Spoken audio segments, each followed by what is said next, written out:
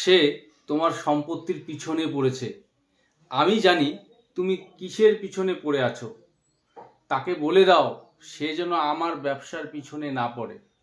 তো এই রকম কথাগুলো আমরা বাংলা ভাষায় প্রায়শই বলে থাকি বা শুনে থাকি। এই কথাগুলিকেই ইংরেজিতে কিভাবে সহজেই তোমরা বলবে, আজকের এই ক্লাসে একটি সেন্টেন্স স্ট্রাকচারের মধ্য দিয়ে তোমাদের বুঝিয়ে দিব। সেই সঙ্গে আরও কিছু সেন্টেন্স রয়েছে। তো মনোযোগ সহকারে ক্লাসটি দেখার চেষ্টা করবে, আর পুরো ক্লাসটি দেখার পর ভালো লাগলে অবশ্যই ভিডিওটিতে একটি লাইক করতে ভুলবে না। তো প্রথম যে সেন্টেন্সটির কথা বললাম যে সে তোমার সম্পত্তির পিছনে পড়েছে, তো এই যে পিছনে পড়া অর্থাৎ যে কোনোভাবে হোক সে তোমার সম্পত্তিটাকে গ্রাস করে নিতে চায়।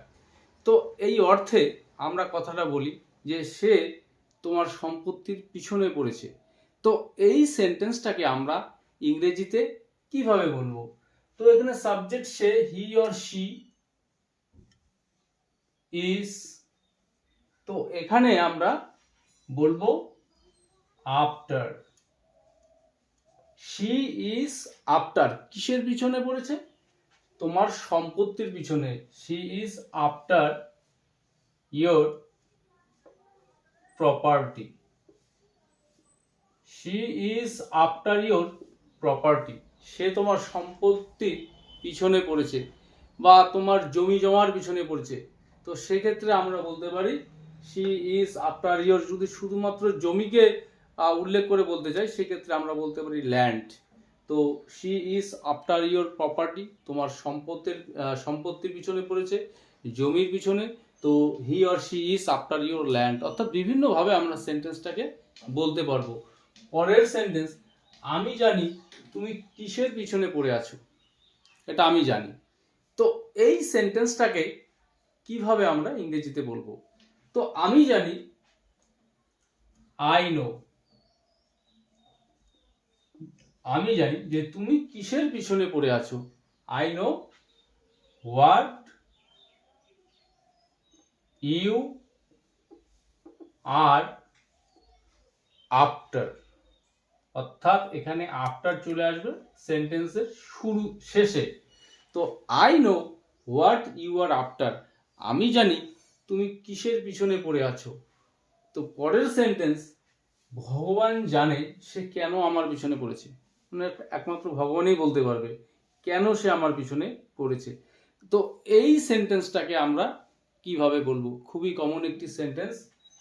তো ভগবান জানে, God knows, God knows why he or she is, কার পিছনে? আমার পিছনে পড়েছে। তো God knows why he is or she is after me. তো ভগবান জানে সে কেন আমার পিছনে পড়েছে। তো God knows why he is after me. পরের সেন্টেন্স, যে তাকে বলে দাও সে যেন আমার বন্ধুর পিছনে না পড়ে। তাকে বলে দাও, বা তাকে বলে দাও সে যেন আমার গার্লফ্রেন্ডের বা বয়ফ্রেন্ডের পিছনে না পড়ে। তো এরকম সেন্টেন্সগুলো আমরা কিভাবে বলবো? যে তাকে বলে দাও, টেল হিম, টেল হিম অথবা tell her not to B. তো এখানে আফটার যেহেতু ভার্ব নয়, তো এখানে তাকে বলে দাও সেজন্য আমার বন্ধুর পিছনে না পড়ে। তো এখানে আমরা ভার্ব হিসেবে ইউজ করব নট টু বি। তো টেল হিম তাকে বলে দাও নট টু বি, তারপর এখানে আমরা নিয়ে আসবো আফটার।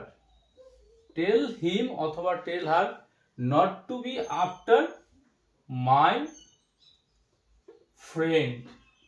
তাকে বলে দাও আমার বন্ধুর পিছনে যেন না পড়ে। অথবা tell him not to be after my girlfriend, after my boyfriend. বিভিন্নভাবে আমরা সেন্টেন্সটা বলতে পারবো। পরের সেন্টেন্স, আমি জানি তুমি আমার ফোনের পিছনে পড়ে আছো।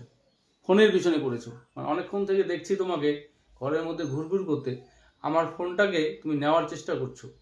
তো এই যে আমার ফোনের পিছনে পড়ে আছো বা বাইকের পিছনে পড়ে আছো, তো এই সেন্টেন্সটাকে আমরা কিভাবে বলবো? তো আমি জানি তুমি আমার ফোনের পিছনে পড়ে আছো। I know you are after my phone. আমি জানি তুমি আমার ফোনের পিছনে পড়ে আছো, মানে কখন সুযোগ পাবে, সুযোগ পেলেই ফোনটা তুমি নিবে। তো পরের সেন্টেন্স, এই ফোনটি আমার পছন্দের। তো এরকম কথা আমরা প্রায়শই বলে থাকি যে এই ফোনটা আমার খুব পছন্দের, এই শার্টটা আমার খুব পছন্দের, এরকম বাইক আমার খুব পছন্দের, বা এটা আমার পছন্দের নয়। তো এইরকম কথাগুলোকে আমরা কিভাবে বলবো যে এই ফোনটি আমার পছন্দের? So phone this phone is to my liking.